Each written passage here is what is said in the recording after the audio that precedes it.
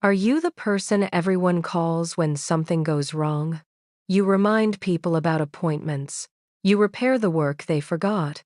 You solve their problems before they experience the consequences. You even manage their emotions before they enter the room. Everyone calls you dependable, but privately, you are exhausted and sometimes angry at the same people you keep helping. Hi, I'm Sarah, and this is Wise Mind Stories.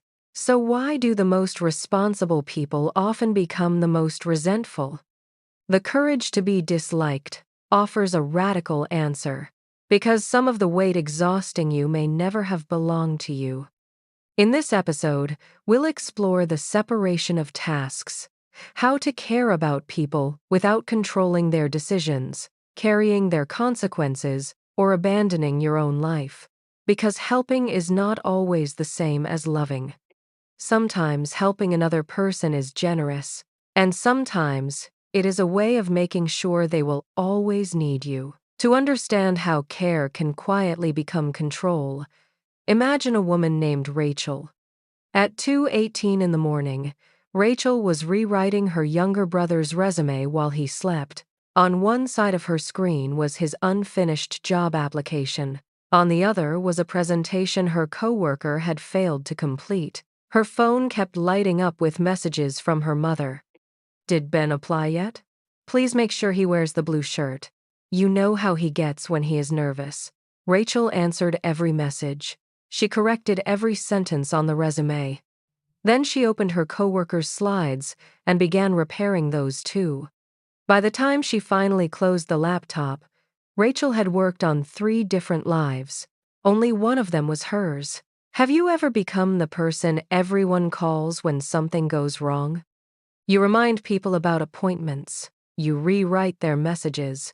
You finish the work they forgot. You manage their emotions before they even enter the room. Everyone says you are dependable. But privately, you are tired. And sometimes you feel angry at the same people you keep rescuing. That creates an uncomfortable question. Why do the most responsible people sometimes become the most resentful? The courage to be disliked offers a radical answer, because some of the weight exhausting you may never have belonged to you. Written by Ichiro Kishimi and Fumitake Koga, the book introduces an Adlerian idea called the separation of tasks. Whenever a relationship becomes tangled, ask one question: who will ultimately live with the consequences of this decision? That person owns the task. You may care about the outcome, you may offer support, but when you take responsibility for a task that belongs to someone else, care can slowly become control. And over the next 48 hours, Rachel's attempt to save everyone would cause her brother to call her controlling, her coworker to avoid responsibility, and her partner to say 7 words she could not forget. I need a partner, not a manager. None of this made sense to Rachel. She was only trying to help. At least, that was the story she told herself. Rachel was 37 and had been responsible for other people for as long as she could remember. When she was 10, her father lost his job and became quiet for nearly a year. Her mother worked late, so Rachel learned to cook simple meals and check her brother's homework.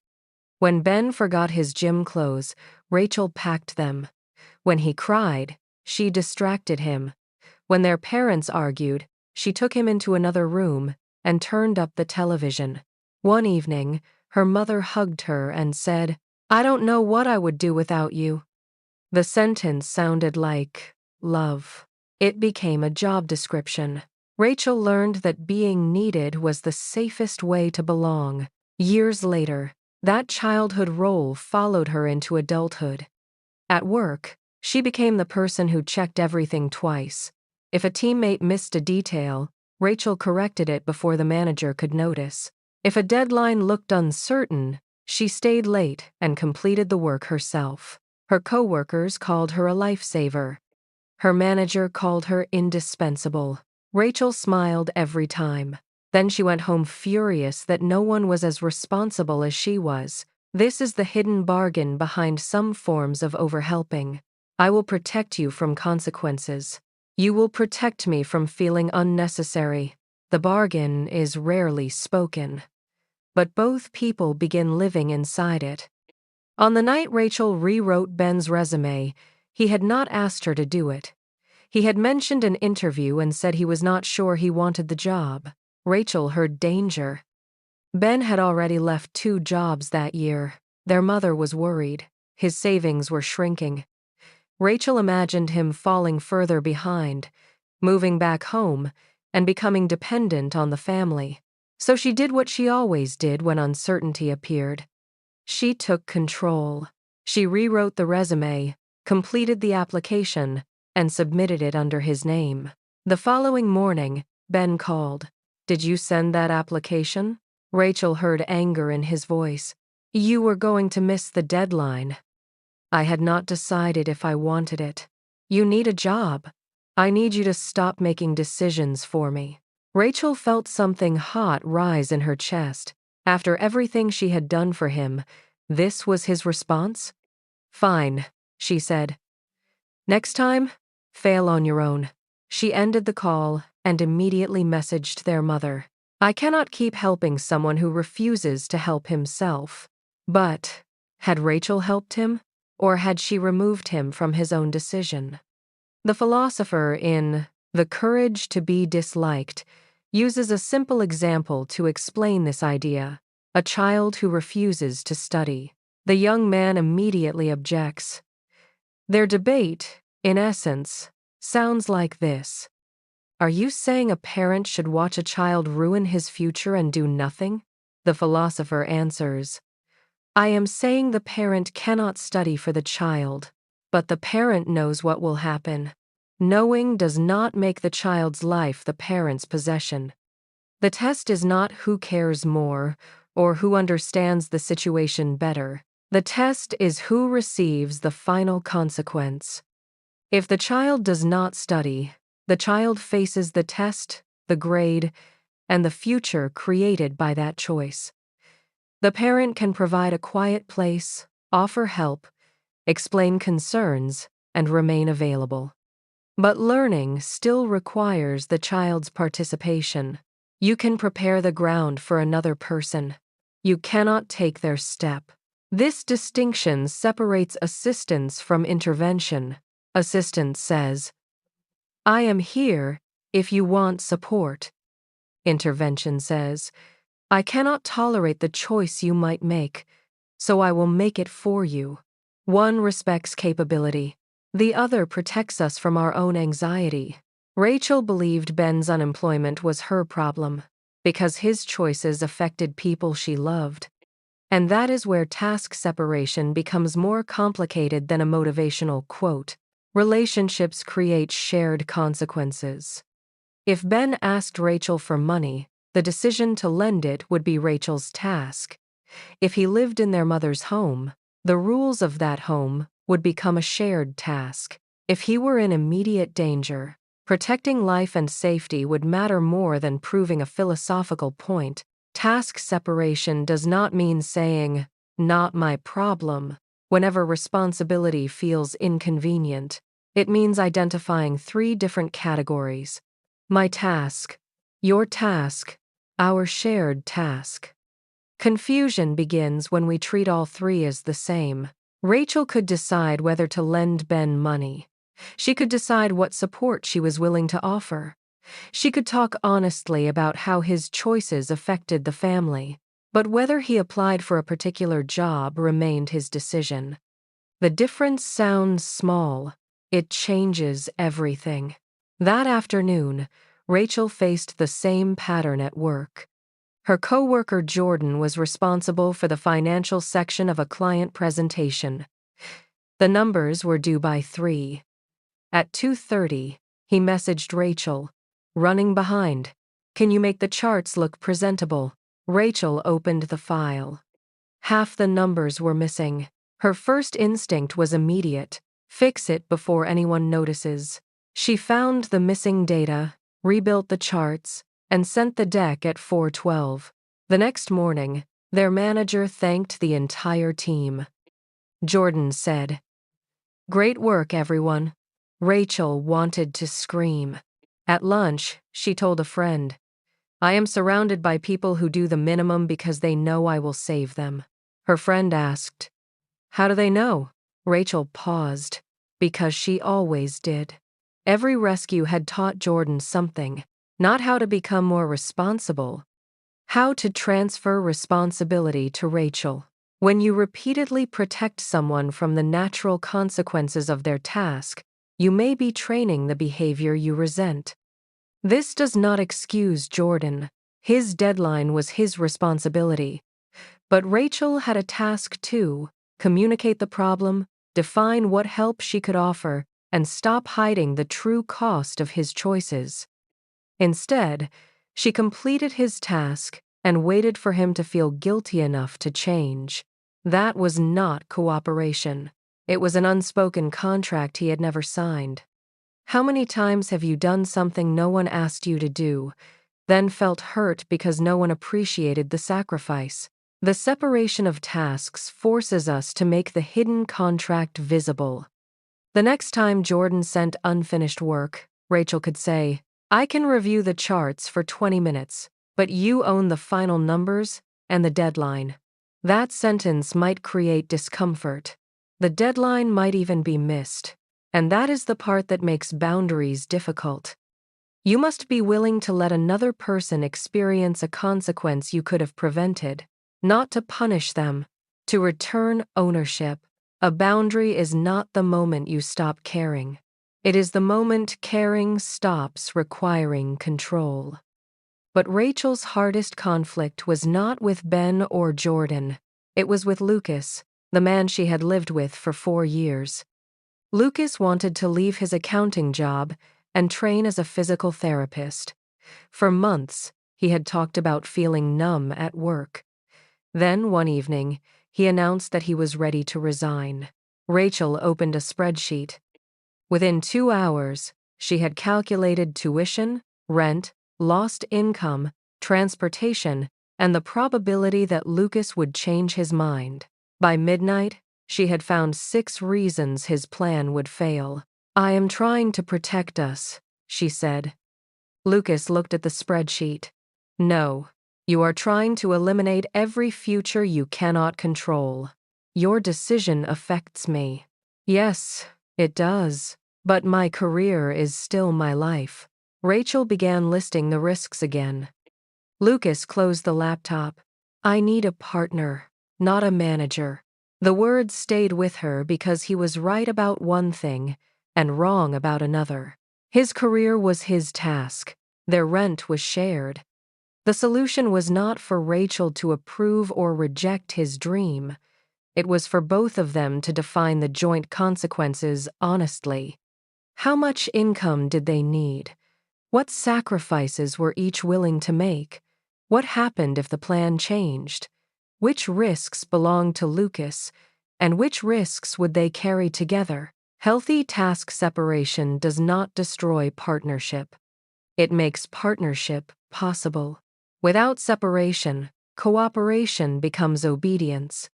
One person commands, the other submits, and both eventually call the result love. With separation, 2 people can say, "This choice is yours. This consequence touches both of us.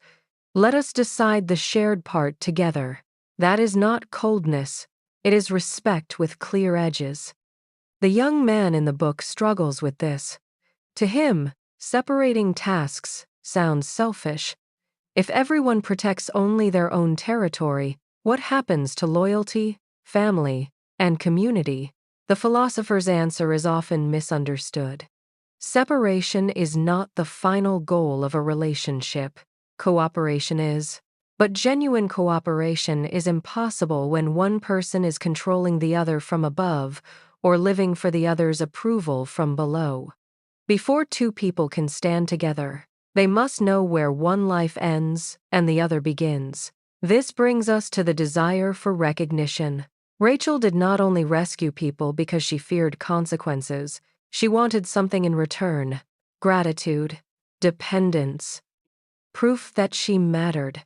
When her manager called her indispensable, she felt secure. When her mother said the family needed her, she felt important. When Ben ignored her advice, she did not simply worry about him. She felt rejected. Because if Ben could manage his own life, what role did Rachel have? This was the biggest reversal. Rachel believed everyone had placed responsibility on her shoulders, but part of her had been collecting it. Being needed protected her from a deeper fear. If no one needs me, will anyone still choose me? Overhelping can be generous. It can also be a way of making ourselves impossible to leave. That does not make Rachel manipulative or cruel, it makes her human. Most controlling behavior does not announce itself as control. It arrives disguised as worry, competence, sacrifice, or love. The question is not whether your intentions are good. The question is whether the other person is still allowed to own a life. The courage to be disliked rejects the idea that we should live to satisfy other people's expectations. But the reverse is also true. Other people do not exist to satisfy ours. Rachel was not required to become the daughter her mother could always depend on. Ben was not required to become the brother whose decisions kept Rachel calm. Lucas was not required to choose the career that made her feel safest. The moment we demand that another person live according to our expectations, we cross from relationship into control. And when we refuse to live according to theirs, some people may dislike us. That is the price of freedom described by the title of the book. Not the pleasure of upsetting people. The willingness to let their judgment remain their task. Rachel could explain her boundary to her mother. She could not control whether her mother called it selfish. She could offer Ben help. She could not control whether he accepted it. She could speak honestly with Lucas. She could not guarantee that he would agree. Her actions belonged to her. Their responses belonged to them. Freedom begins when you stop treating another person's opinion as an assignment you must complete. The following Sunday, Rachel's mother called. Ben missed the interview, she said. You knew this would happen. Rachel felt the familiar command hidden inside the disappointment. Fix it, she almost apologized. Instead, she said, I know you are worried. I am worried too. But applying and attending are Ben's decisions. What kind of sister lets him fail? Rachel closed her eyes. There it was. The cost. One who believes he can survive a mistake. Her mother became quiet. The conversation ended badly. Rachel cried afterward. This matters because boundaries are often described as if the right sentence produces immediate peace. It does not. The right boundary may create the wrong reaction. People who benefited from your over-responsibility may experience your change as abandonment. People who confused your obedience with love may call your freedom selfish. Their discomfort does not automatically mean your boundary is wrong. But your boundary does not automatically make you right, either.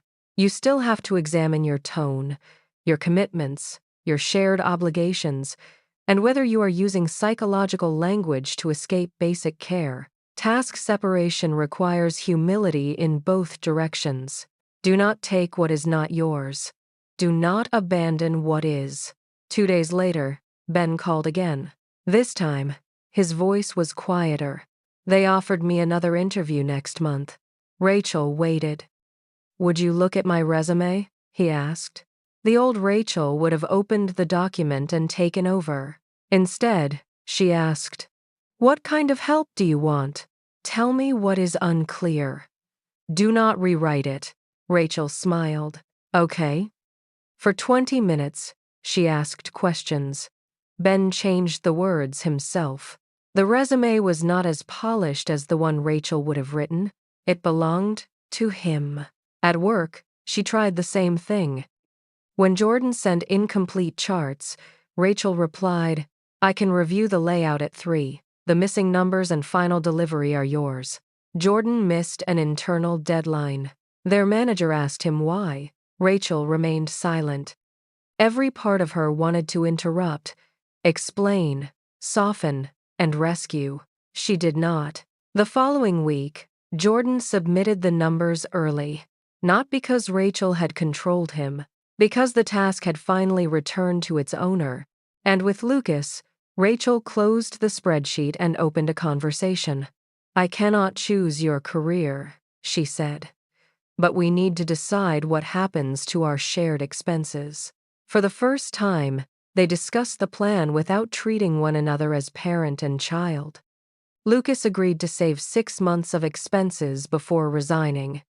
Rachel agreed to stop researching programs unless he asked. Neither person got everything they wanted. Both remained adults. This is what task separation looks like when it matures.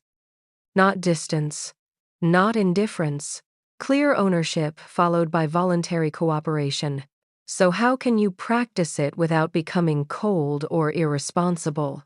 First, name the decision. Do not ask vaguely, "Whose problem is this?" Ask specifically, "Who chooses whether to apply? Who completes the assignment? Who decides how to respond to criticism?" Second, follow the consequence. Who will ultimately live with the result? That person usually owns the task. Third, identify what is shared. Money, safety, children, contracts, and commitments can create joint consequences. Separate the individual choice from the part that must be negotiated together. Fourth, ask before helping. Do you want support? What kind would be useful? Help that is chosen strengthens capability. Help that is imposed often replaces it. Fifth, state your boundary without writing a legal defense. "I can review this, but I cannot complete it for you. I care about your decision, but I will not make it. I can listen, but I cannot be available all night." Sixth, tolerate the reaction.